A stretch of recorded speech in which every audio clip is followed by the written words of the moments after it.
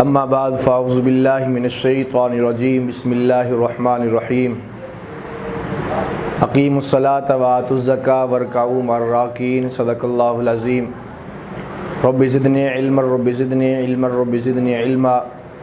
سبحان ربک رب العزۃ عما یصفون وسلام علی المرسلین والحمد للہ رب العالمین۔ میرے واجب الاحترام، میرے عزیز دوستوں، بزرگوں، بھائیوں، کل آپ حضرات کے سامنے میں نے زکوٰۃ کی فرضیت اور اہمیت کے اوپر بات کی تھی۔ اب یہاں سے آج جو ہے اپنی گفتگو کا آغاز یہاں سے کرتے ہیں کہ زکوٰۃ کس آدمی کے اوپر فرض ہوتی ہے۔ زکوٰۃ کی فرضیت کے لیے ایک آدمی کے پاس 7.5 تولے سونا یا 52 تولے چاندی، اگر 52 تولے چاندی اور سونا نہیں ہے، دوسرا گھر کے اندر مال ہے جو ضرورت اصلی سے زائد ہے، ضروریات اصلی سے زائد ہے، تو وہ مال اتنا ہے یا اس کی قیمت اتنی ہے کہ جو 52.5 تولے چاندی تک اس کی قیمت پہنچ جاتی ہے، تو ایسے آدمی کو مالدار کہا جاتا ہے اور ایسے آدمی کے اوپر زکوٰۃ فرض ہوتی ہے۔ اب سب سے پہلے یہ کہ ضروریات اصلی کس کو کہتے ہیں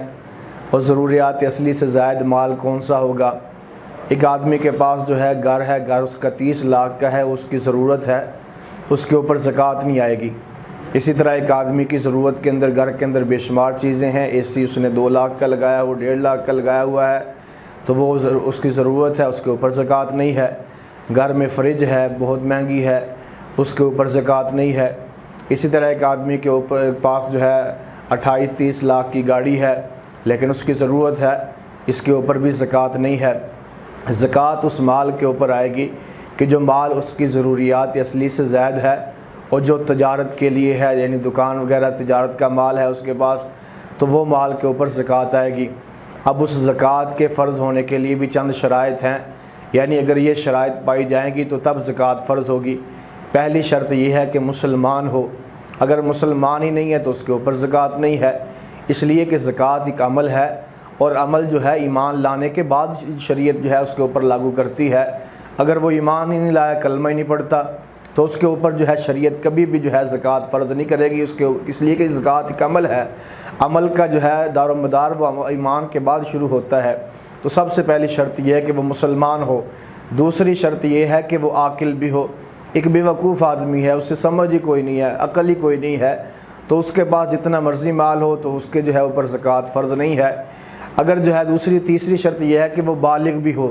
نابالغ بچہ ہے، اس کا باپ فوت ہو گیا، اس کے پاس بہت سا مال آ گیا، مال کا وارث بن گیا، لیکن وہ بالغ نہیں ہے تو اس بچے کے اوپر بھی زکوٰۃ فرض نہیں ہے۔ اسی طرح جو ہے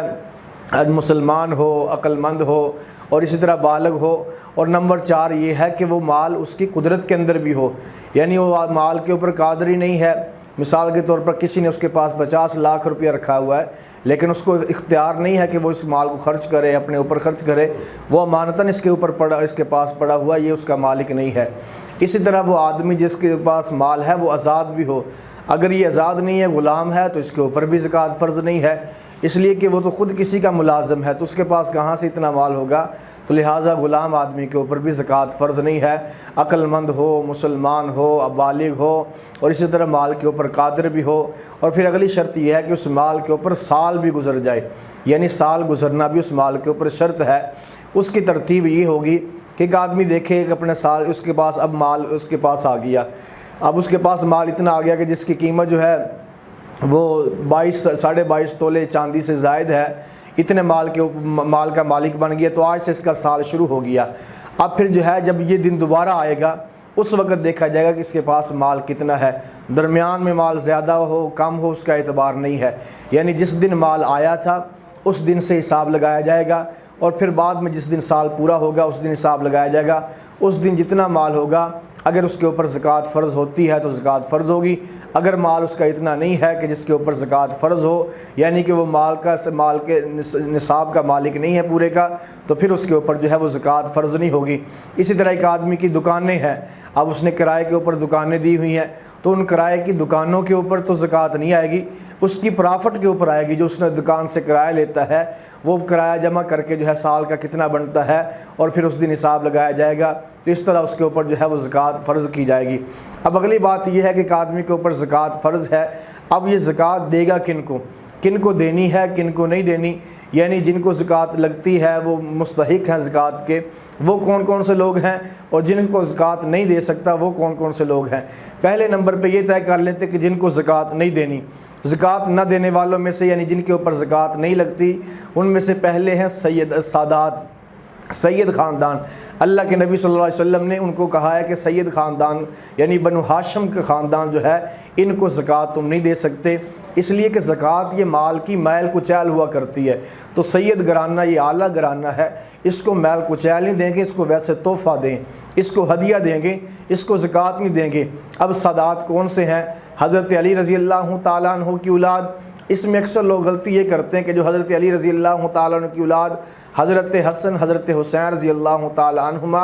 ان دونوں کو لیتے ہیں کہ جو ان کی آگے دونوں کی اولاد چلی ہے اس کو زکوٰۃ نہیں دینی۔ ایسا نہیں ہے، بلکہ حضرت علی رضی اللہ تعالیٰ عنہ کے جتنے بھی بیٹے ہیں وہ سارے حضرت علی رضی اللہ تعالیٰ عنہ کے بیٹے ہیں، اس لیے کہ بیٹوں کی نسبت باپ کی طرف ہوا کرتی ہے، تو لہٰذا حضرت علی رضی اللہ تعالیٰ عنہ کے جتنے بھی بیٹے ہیں ان کی آگے جتنی بھی نسل ہے ان کو زکوٰۃ جو ہے وہ نہیں لگے گی، ان کو زکوٰۃ نہیں دینی۔ اسی طرح حضرت عقیل رضی اللہ تعالیٰ عنہ، ان کی اولاد جتنی بھی آگے ہے ان کو بھی زکوٰۃ نہیں دے سکتے۔ اسی طرح آل عباس، حضرت عباس رضی اللہ تعالیٰ عنہ کی آگے جتنی بھی اولاد ہے ان کو بھی زکوٰۃ نہیں دے سکتے۔ اسی طرح آل حارث، حضور علیہ الصلوۃ والسلام کے چچا حضرت حارث، ان کی آگے جو اولاد ہے ان کو بھی زکوٰۃ جو ہے وہ نہیں دے سکتے۔ یہ ہے سادات کہ جن کو زکوٰۃ نہیں دی جا سکتی۔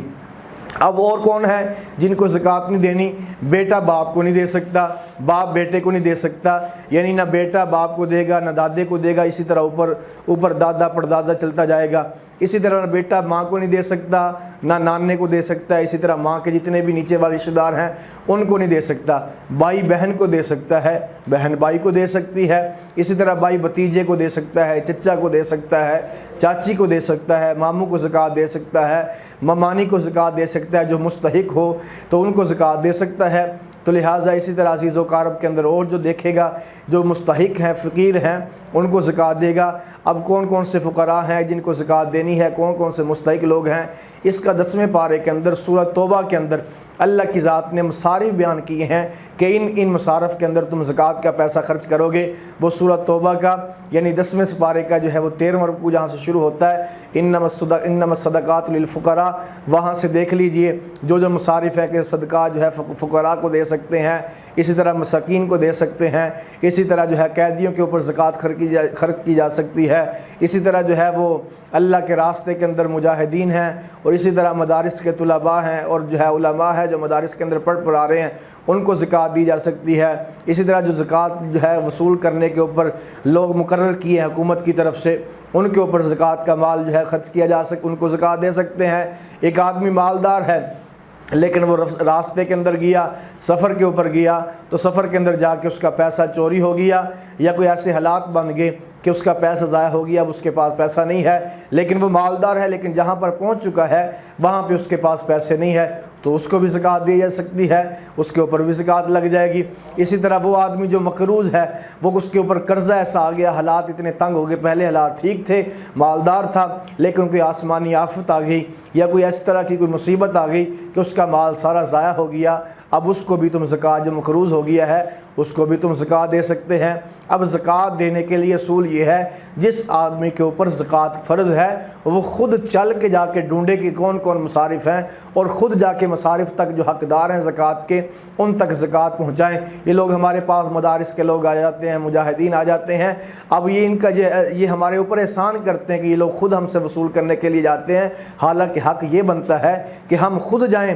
مدارس کے طلباء کو اور اسی طرح مدارس کے اندر پڑھنے پڑھانے والے جو حقدار ہیں، اسی طرح اپنے عزیز و اقارب کے اندر دیکھیں جو غریب ہے ان تک ہم خود جا کے مال پہنچائیں، یہ ان کا حق ہے۔ اگر وہ چل کے ہمارے پاس آ جائیں تو یہ ان کی مہربانی ہے کہ ہم سے جو ہمارا حق جو ہے ہمارے اوپر ذمہ داری تھی، ضروری تھی، وہ خدا کے ہم یاد دہانی کروا دیتے ہیں تو ہمارے لیے دینا جو ہے وہ آسان ہو جاتا ہے۔ تو اس لیے جو ہے تمام حضرات جو مالدار ہیں ان کو اللہ کی ذات نے یہ وسعت دی ہوئی ہے کہ ان کے پاس 7.5 تولے سونا یا اسی طرح 52 تولے چاندی یا اسی طرح ان کی قیمت کے قدر جو ہے ان کے پاس مال موجود ہے، 52 تولے چاندی کی قیمت ان کے پاس پیسے موجود ہیں، تو اتنا آدمی کے پاس پیسہ ہے تو اس کے اوپر زکوٰۃ فرض ہے اور زکوٰۃ دینا ضروری ہے۔ اگر زکوٰۃ نہیں دو گے تو قیامت